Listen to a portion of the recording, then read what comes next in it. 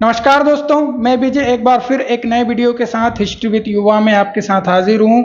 आपका बहुत बहुत वेलकम करता हूँ, बहुत बहुत स्वागत करता हूँ। उम्मीद करता हूँ आप सभी बहुत मस्त होंगे, बहुत खुश होंगे।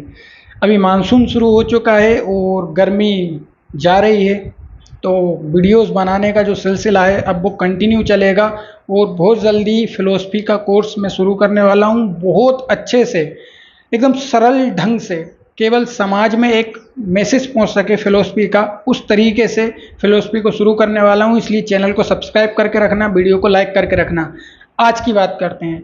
आज के इस वीडियो में हम देवराज इंद्र और जो वेस्टर्न रिलीजियस फ़िलोसफी के एक महान नायक हैं, जो थोर हैं, जिन्हें आप मार्वल्स की मूवीज़ में देखते हैं, जिनके पास एक हथौड़ा है, इन दोनों देवताओं या इन दोनों कैरेक्टर्स के बीच में आज हम सिमिलरिटी, इक्वालिटी या फिर लिंक को डिस्कस करेंगे। क्या इनके बीच में कोई लिंक है, क्या इनके बीच में कोई सिमिलरिटी है, या फिर ये दोनों एकदम अलग अलग हैं, इस पर आज हम बात करेंगे। और क्योंकि दोनों ही देवता पानी से संबंधित हैं, कि पानी गिरता है या फिर आसमान में बिजली कड़कती है, तो वेस्टर्न रिलीजियस फिलोसफी में माना जाता है कि थोर करवाते हैं ये काम। इंडिया में माना जाता है कि ये काम इंद्र करवाते हैं। इसलिए मैंने इन दोनों देवताओं में आज सिमिलरिटी को एक टॉपिक की तरह आपके सामने डिस्कस करने के लिए रखा है।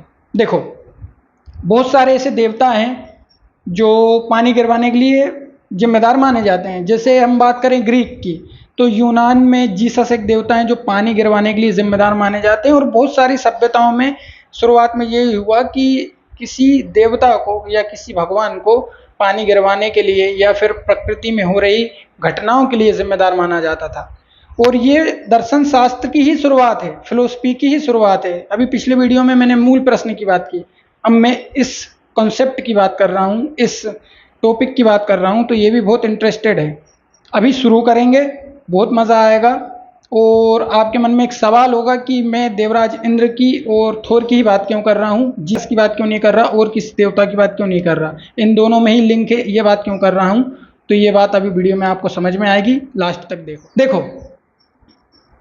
थोर और हमारे देवराज इंद्र जो हैं, इनके बीच में थोड़े से सिमिलरिटी को, इक्वालिटी को, लिंक को हम समझेंगे। लेकिन उससे पहले हम इनकी थोड़ी सी हिस्ट्री की और इनके इंट्रोडक्शन की बात कर लें कि ये दोनों है कौन। देखो, थोर की बात करें तो जो नॉर्डिक देश हैं, कौन कौन से देश आते हैं नॉर्डिक देशों में?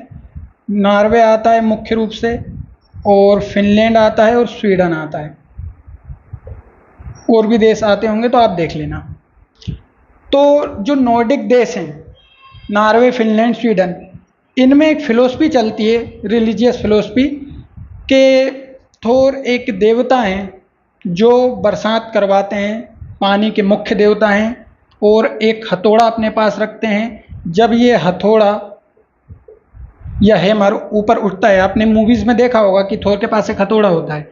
जब ये हथौड़ा वो उठाते हैं तो आसमान में बिजली कड़कती है, बरसात होती है, और इसके बाद हरियाली छा जाती है, फसल उगने लगती है। इसीलिए थोर को एक सबसे इम्पोर्टेंट कैरेक्टर या देवता के रूप में religious philosophy of western countries, खासकर नॉर्डिक देश में माना जाता है। तो ये थोर की बात है।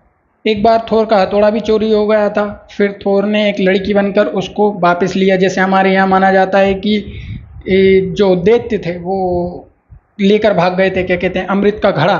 तो भगवान विष्णु गए थे क्या करने, उनके घड़े को लेने, वापस लेने के लिए, ताकि देवताओं को अमर किया जा सके। और अगर हम बात करें तो ये माना जाता है कि थोर 2 बकरियों की एक गाड़ी पर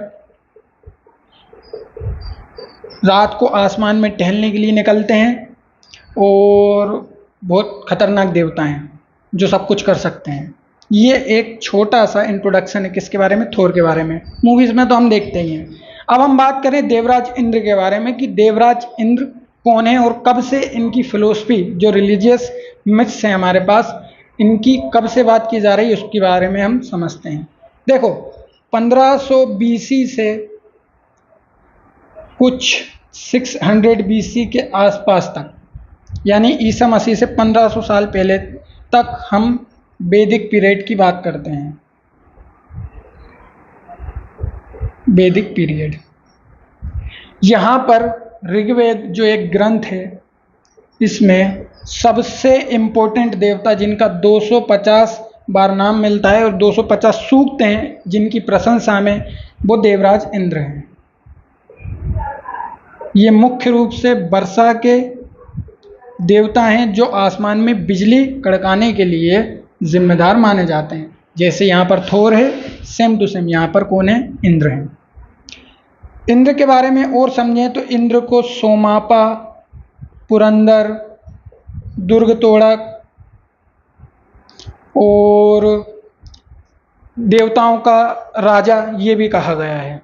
तो ये इंद्र के बारे में एक छोटी सी कहानी है, छोटा सा इंट्रोडक्शन है। ये थोर हैं, ये इंद्र हैं।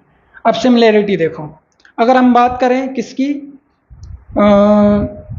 बकरियों की, तो देखो यहाँ पर बकरी की बात है। यह इंद्र के पास एरावत हाथी है ना, ये एरावत हाथी है इनके पास। ये भी भ्रमण के लिए निकलते हैं, ये भी निकलते हैं। अगर बात करें थोर की, तो थोर अपने हाथ में हथौड़ा रखते हैं, लेकिन देवराज इंद्र अपने हाथ में क्या रखते हैं? वज्र। अंतर है, ये अपने हाथ में क्या रखते हैं? वज्र रखते हैं, ये अपने हाथ में हथौड़ा रखते हैं। लेकिन एक सिमिलैरिटी हम बैठाने की कोशिश कर रहे हैं कि क्या इनके बीच में कुछ सिमिलैरिटी हो सकती है, कुछ इक्वलिटी हो सकती है। थोर पानी या बरसात के मुख्य देवता हैं। इसी तरह भारत में देवराज इंद्र भी पानी या बरसात के मुख्य देवता हैं। देखो दोनों के बीच में कुछ ना कुछ सिमिलैरिटी तो हमें दिख रही है। तो यहाँ पर मैं ये सिद्ध नहीं करना चाह रहा कि ये दोनों एक ही देवता हैं या दोनों अलग अलग हैं। मैं ये समझाना चाह रहा हूँ कि दुनिया में जब मनुष्य के दिमाग का विकास शुरू हुआ तो वो कैसे सोचता था। वो ये देखता था कि पानी गिर रहा है, हवा चल रही है, तो ये कैसे हो रहा है। और जब उसे कुछ समझ में नहीं आता था तो वो एक सुपर नेचुरल पावर को इसके लिए जिम्मेदार मान लेता था कि उसके थ्रू ये सारी घटनाएं होती हैं। जबकि हम आगे बढ़ते गए तो हमें पता चला कि पानी कैसे गिरता है, बिजली आसमान में कैसे कड़कती है, आग कैसे जलती है, इनकी एग्जिस्टेंस कैसे है, ये सब हमको पता चला। अगर हम वेस्टर्न कंट्रीज़ की बात करेंगे तो वेस्टर्न कंट्रीज़ इस माइथोलॉजी से अब बहुत दूर है, लेकिन हमारी इंडियन फिलोसफी अभी भी, खासकर हिंदू फिलोसफी अभी भी उसी में पड़ी हुई है। हम उससे बाहर आने नहीं चाह रहे हैं। हम अभी भी इस माइथोलॉजी को रियल मानते हैं, हिस्टोरिकल मानते हैं। जबकि इन लोगों ने देखो थोर को सुपर हीरो बना दिया। और अभी हम लोग क्या कर रहे हैं? हम लोग अभी भी पूजा पाठ में और इस सब में उलझे हैं। जबकि ये माइंड से ठीक है, आप मानो वेस्टर्न कंट्रीज़ में यही होता है कि माइंड से ठीक है, फिलोसफी है, रिलीजियस थिंग्स हैं, आस्था है, मानो आप ठीक है, कोई दिक्कत नहीं। लेकिन आप इसको रियलिटी के साथ सिमिलर मत बताओ ना, आप इसको रियलिटी के साथ रिलेट करो। लेकिन हमारे इंडिया में यही होता है कि आज भी माइंस को रियलिटी के साथ लिंक्ड किया जाता है, जबकि ऐसा कुछ होता नहीं है। और आजकल तो एक धंधा खोल लिया है हमारे यहाँ कि साइंस के आधार पर पाखंड को और अंधविश्वास को प्रूव्ड करने की कोशिश की जाती है। देखो सिमिलैरिटीज़ फिलोसफी में, साइंस में, स्पिरिचुअलिटी में थोड़ी थोड़ी होती है, लेकिन पूरी हो ये ज़रूरी नहीं है। सारी चीज़ें आपस में लिंक्ड हैं, लेकिन ऐसा नहीं है कि सारी चीज़ें एक दूसरे के ऊपर ही टिकी हैं, इसके बिना दूसरी चीज़ का कोई अस्तित्व भी नहीं है, ऐसा नहीं है। ठीक, तो ये एक छोटी सी कहानी है जो मैंने आपको समझाने की कोशिश की। और ये लोग जो सोचते हैं ना, शुरू में जो विकास हुआ मानव के इंटेलिजेंस का, तब जो सोच रहे हैं कि क्या यार जो पानी गिर रहा है, हवा चल रही है, इसका कारण क्या है, तो वो भी क्या कर रहे हैं, एक तरह से दर्शन की ही शुरुआत कर रहे हैं। लेकिन वो कुछ ज़्यादा सोच नहीं पा रहे क्योंकि दिमाग अभी अभी आया है, नया नया है, तो समझ में नहीं आ पा रहा है। लेकिन बाद में हमको सब समझ में आया कि ऐसा नहीं था जैसा हमने कि पहले सोचा था।